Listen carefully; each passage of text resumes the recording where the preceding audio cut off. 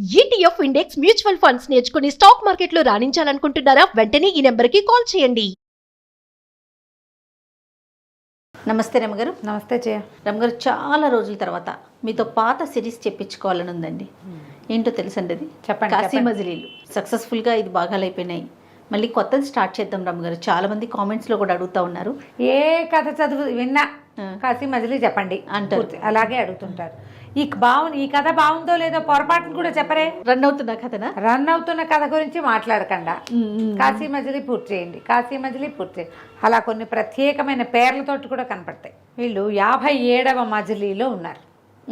57th మజిలీ. ఆ గోపుడు మణిసిద్ధుడు ఒక సత్రంలో కూర్చున్నారు. మళ్ళీను ఆ గోపుడికి అటు ఇటు వెళ్ళటానికి ఏమీ కనపడలేదు. ఏదో ప్రశ్న అడగాలి ప్రతి మజిలీలో. గోడకేసి చూస్తూ కూర్చుంటే గోడ మీద ఒక పద్యం రాసి, ఆ ఊరి గోడ, ఆ ఊరి సత్రం, ఆ సత్రపు గోడ నీటి మీద రాసిన నా రాత చందంగా, పెళ్ళే వద్దన్న ఒక రాజకుమార్తె ముగ్గురు భర్తల్ని పొందింది అని. అదేమిటండి అన్నాడు. ఒక్క రాకుమార్తె ముగ్గురిని చేసుకోడండి, ఓ రాకుమారుడు ముగ్గురిని చేసుకోవచ్చు, ముగ్గురు 36 కూడా చేసుకోవచ్చు. అదే కదా, 80,000 మందిని పెళ్లి చేసుకున్న కథ ఒకటి చెప్పుకున్నా. అవునవును అవును. ఒకటే రాజకుమార్తె పెళ్లి వద్దు అన్న ఆవిడే ఓ పెళ్లి చేసుకుందంటే ఓకే, 3 చేసుకోవటం ఏమిటండి అని ఆశ్చర్యపోయి అడిగాడు.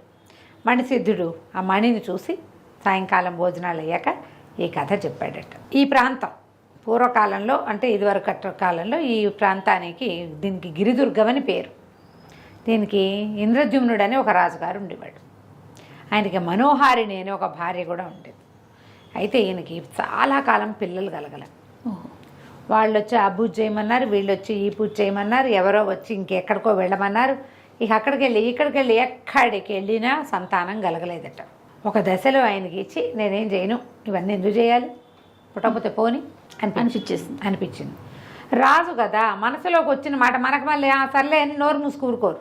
ఆయన ఒక కాగితం రాయించి గోడ మీద అంటిపించాడు, ఒక ఫ్లెక్సీ పెట్టించాడు బయట, బోర్డు. ఫ్లెక్సీలు కూడా అంటించాడేమో మరి.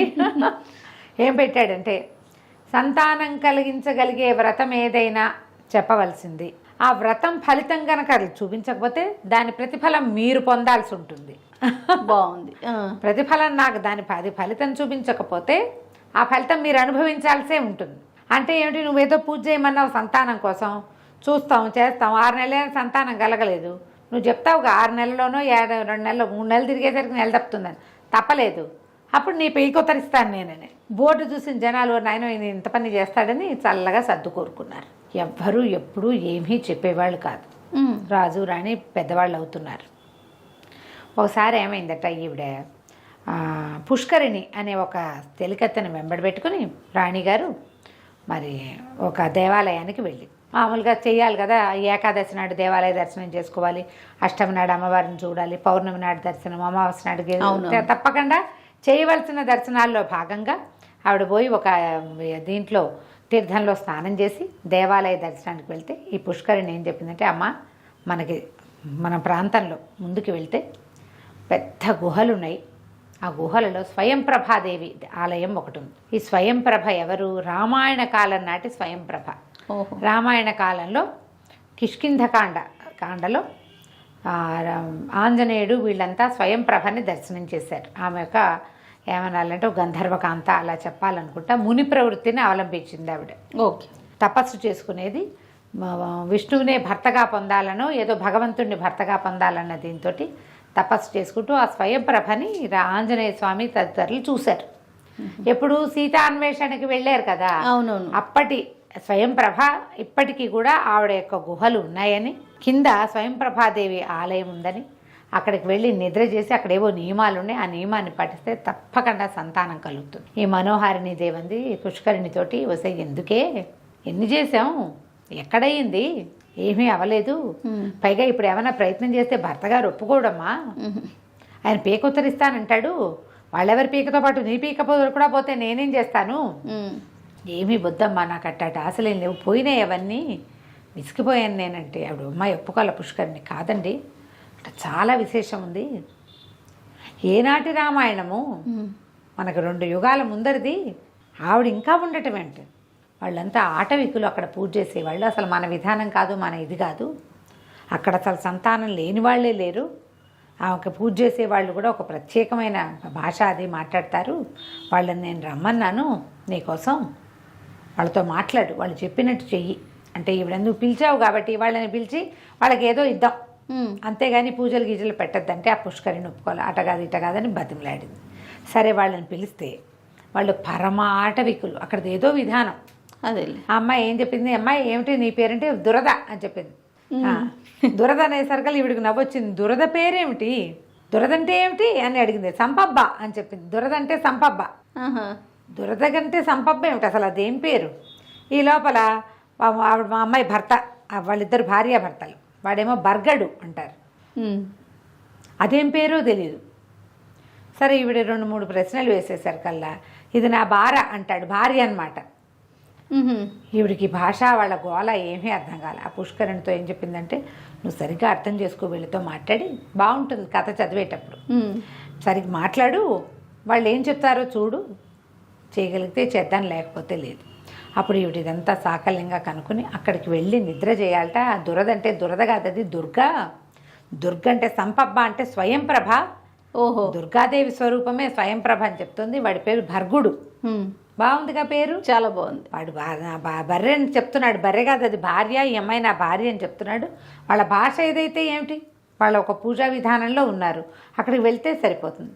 మహారాజుని ఒప్పించి అక్కడికి వెళ్ళి ఒక రాత్రి నిద్ర చేయాలి. ఒక 3-4 పద్ధతులు ఉన్నాయి అక్కడ వాళ్ళు చెప్పింది. నిద్ర చేయటం, తర్వాత ఏమో పూజ, ఆ తర్వాత ఏమో బ్రాహ్మణ భోజనం చెప్పారు వాళ్ళు. సరే ఈవిడ ఇంకా భర్తని బతిమలాడడం మొదలుపెట్టింది. ఆయన ఎక్కిరిచ్చాడు, నీకు ఇంకా పిచ్చపోలేదా, రాజ్యం ఎవరికి పోవాలంటే వాళ్ళకి పోతుంది, వద్దు వద్దు అన్నాడు.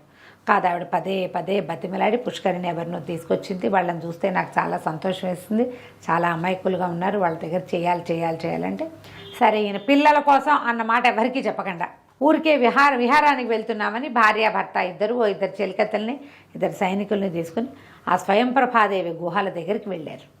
వెళ్ళి నిద్ర చేశారు. తర్వాత మళ్ళీ 1 రోజుల తర్వాత మధ్య పూజ చేయడానికి వచ్చారు. తర్వాత 1 రోజుల తర్వాత ఇంకేదో పూజ, ఆవిడ పుట్టినరోజు, వాళ్ళ అమ్మమ్మ పుట్టినరోజు అని చెప్పి బ్రాహ్మణ భోజనం కూడా చేసేసారు. 6 నెలలు తిరగకుండా ఇవన్నీ 3 నెలలు పట్టింది. ఇంకో 3 నెలల్లో ఆవిడ గర్భవతి అయింది. ఆవిడకి ఒక కుమార్తె కలిగింది. ఎంత అందంగా ఉండేదో పిల్ల. అయితే ఈ స్వయంప్రభాదేవి వల్ల తనకు సంతానం కలిగింది కాబట్టి పిల్లకి స్వయంప్రభ అని పేరు పెట్టారు. ఓహో, చక్కగా పెరిగేది పిల్ల, బాగుండేది. అయితే ఈ ప్రభ ఒక్కతే కదా, ఆడపిల్ల పుట్టిందని కొంచెం దిగులు పడ్డారు. అయినా ఏముందిలే, భగవంతుడి ప్రసాదం, అసలు సంతానం లేని దానికంటే ఓ పిల్ల అంతే, దాని పెంపకం, రేపోతుంది దాని వివాహం, దానికి పిల్లలు, ఇవన్నీ కలుగుతారా? సరే వివాహం చేసేటప్పుడు ఒక మంచి కుర్రవాడు రాజుల అబ్బాయిని చూసుకుని చేసుకుంటే సరిపోతుంది, క్షత్రియ వంశం నుంచి మంచి పిల్లవాడిని తెచ్చుకుందాం అనుకున్నారు. పిల్ల ఒక్కతే ఉందని వీళ్ళకి ఆ పిల్లకి హేమ అనే ఇంకొక క్షత్రియుల కన్యని తోడిచ్చి ఇద్దరు కలిసి ఒకే చోట పెరిగేలాగా చేశారు. ఆ హేమ స్వయంప్రభ కలిసి జంట కవుల్లాగా తిరిగేవాళ్ళు. వయసు పెరిగే కొందికి స్వయంప్రభకి సంసార జీవితం మీద విరక్తి. పెళ్లి చేసుకుందాం ఆ వయసు పిల్లలు 16-17 ఏళ్ల పిల్లలకి సరదాలు, ఎవరినైనా చూడంగానే ఒళ్ళు పులకరించడాలు అవి ఏమీ లేవు. ఎవరికైనా పులకరిస్తే పిచ్చ కింద నీకు అని తిట్టేది. నడిచేసరికల్లా ఏమైంది, ఒక రోజులు పోయాక కొన్ని రోజులు ఏవో చదువుకునేది. ఇవి చదివేది ఏంటి, ఎప్పుడు స్వయంప్రభాదేవి చరిత్రే చదివేది. చదివిన చరిత్రే మళ్ళీ చదువుతున్నాం ఎందుకు అని హేమ అడుగుతుంటే ఏమనేది, చూడు ఆవిడ మునివృత్తిని అవలంబించింది. ఓహో, ఆవిడ అన్నీ వదిలేసి కేవలము తపస్సే చేసుకుంది. ఎంత అద్భుతమైన విషయం అనేది. ఆవిడ తపస్సు ఎందుకు చేసింది, మురారిని భర్తగా పొందడానికి తపస్సు చేసిందమ్మా. ఆవిడ తపస్సు ఊరికే చేయలేదు, వైరాగ్యంతో చేయలే. స్వయంప్రభ తపస్సు భగవంతుడిని భర్తను చేసుకోవడం కోసం చేసింది. వివాహం ఉంది కదా అందులో అనేది హేమ, కానీ ఆవిడ ఒప్పుకునేది కాదు స్వయంప్రభ. ఇట్లా నడుస్తూ ఉంటే ఈ లోపల ఏమైంది, పెళ్లి సంబంధాలు రావడం మొదలుపెట్టి ఇంత దస్త్రం ఆటబయట నిండా ఫోటోలు పుచ్చుకుని వాళ్ళ అమ్మగారు వచ్చేసరికల్లా పిల్ల నేను చూడండి హేమకు చూపించారు. అందరినీ తిరగొట్టింది. నచ్చలేదు, అమ్మాయికి నచ్చదు, వీడు నచ్చాడు, వాడు నచ్చడని తీరా ఒక ఫోటో తీసింది. ఆ తీసిన వాడెవడు, ఆ ఎవరో రాజుగారి 3వ కొడుకో 4వ కొడుకో. రాజ్యాధికారం మీద వాటి మీద ఆసక్తి ఉన్న వాళ్ళు ఈవిడికి ఇష్టం లేదు.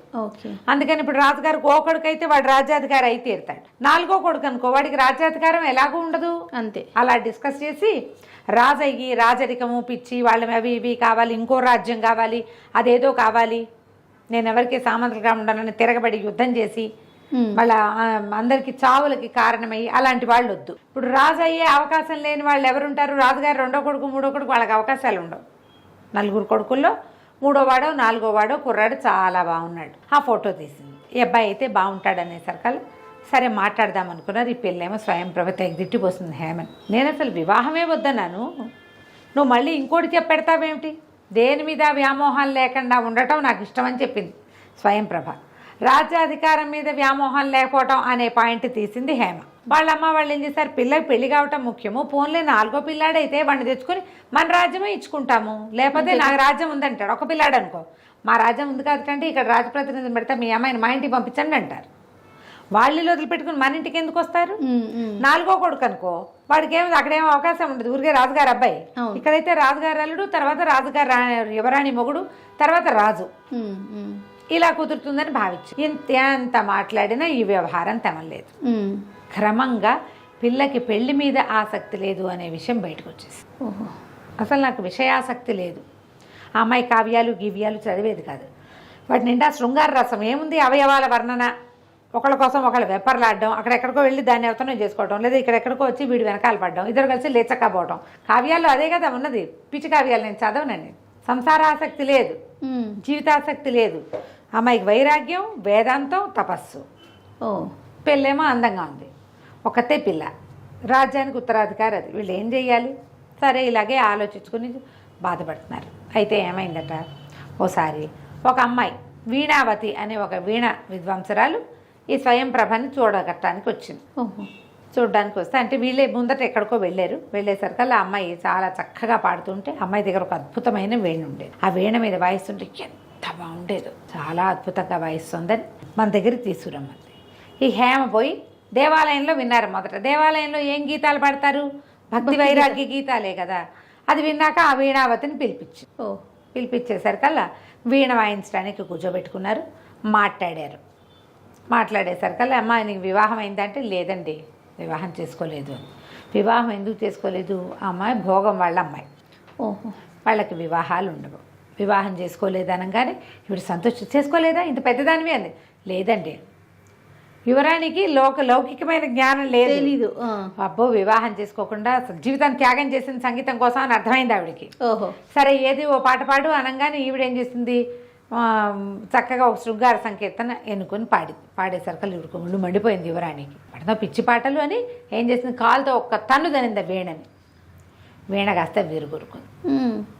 లబో దిబోమని ఏడుస్తూ వీణావతి వాళ్ళ అమ్మాయి ఇద్దరు కలిసి ఆ వీణని మోసుకుంటూ ఇంటికి తీసుకుపోయారు. ఆ పిల్ల ఏడవటం మొదలుపెట్టింది. అయ్యో యువరాణి సంగతి తెలియకుండా వెళ్ళామే, రాకాసి ఇట్లా చేసేసింది, ఈ వీణ ఏముంది వీణే కదా అని అంటారు అందరూ. వీణలు ఎన్ని దొరుకుతాయి, ఇలాంటి మేళవింపు దొరికే వీణ ఉంటుందా మనకి? ఇంత పురాతనమైన వీణ, ఇంతమంది పెద్దవాళ్ళు వాయించారు, పవిత్రమైన వీణ, దీని మీద వచ్చినట్టుగా స్వరాలకి ఎక్కడా పలకవు, ఆ రాజుగారి వంశం నిర్వంశంగాను అని తిట్టిపోయటం మొదలెట్టి. ఇంతలో ఏమైంది, రాజుగారే వచ్చారు వీళ్ళింటికి. వచ్చి అమ్మ అక్కడ ఏం జరిగింది, వీణ విద్వాంసరాలను ఇంటికి పిలిచిందంటే, మా పిల్లకి ఏదో రాగాసక్తి రసానుభూతి కలుగుతున్నాయని భావించాం మేము. అంటే ఏమీ లేదండి, ఆ అమ్మాయికి శృంగార కీర్తనలు నచ్చవు, శృంగారం గురించి ఎందుకు పాడతాం, పైగా నేను పెళ్లి చేసుకోలేదంటే జీవితాన్ని త్యాగం చేసావు ధన్యురాలు అంది. నేను సాని అమ్మాయిని అనే మాట ఆవిడకి అర్థం కాల, పైగా పైపెచ్చిన వీణ వెరకొట్టేస్తాను నేను వలవలా ఏడ్చింది వీణావతి. ఏడ్చేసరికి ఆయన అన్నాడు, అమ్మ నా పిల్లకి తెలియని తను యువరాణి సంగతి నీకు దయచేసి నువ్వు క్షమించు, నీకు ఇంకొక మంచి వీణ ఇప్పిస్తానని బ్రహ్మాండమైన వీణ ఇప్పించాడు. ఆ బ్రహ్మాండం ఈ బ్రహ్మాండం ముందు పనికిరాదు. సరే అక్కడి నుంచి ఏం చేశాడు, ఇంటికి వెళ్ళి కూతుర్ని కేకలేశాడు. ఏంటి ఇట్లా చేయకూడదు, ఇట్లా తప్పు, ఆ అమ్మాయి జీవితం పాడు చేశారు, అట్లా చూడు వీణ వాయించుకుని బతికేది, వీణ కొట్టామంటే అయ్యో సరే నేను కూడా క్షమించమని అడుగుతానులేండి అని చెప్పి ఓ రోజు పిలిచి ఏం చేసింది, చాలాసేపు మాట్లాడి నన్ను క్షమించు, ఏదో ఉద్రేకపడ్డాను అని ఇగో ఈ రత్నహారం ఉంచుకొని తన మెళ్ళలో ఇంటి ఒక బ్రహ్మాండమైన రత్నహారం ఎత్తి వీణావతి మెళ్ళలో వేసింది. తర్వాత ఏం జరిగిందో మనం వచ్చే భాగంలో తెలుసుకుందాం. నమస్తే. నమస్తే.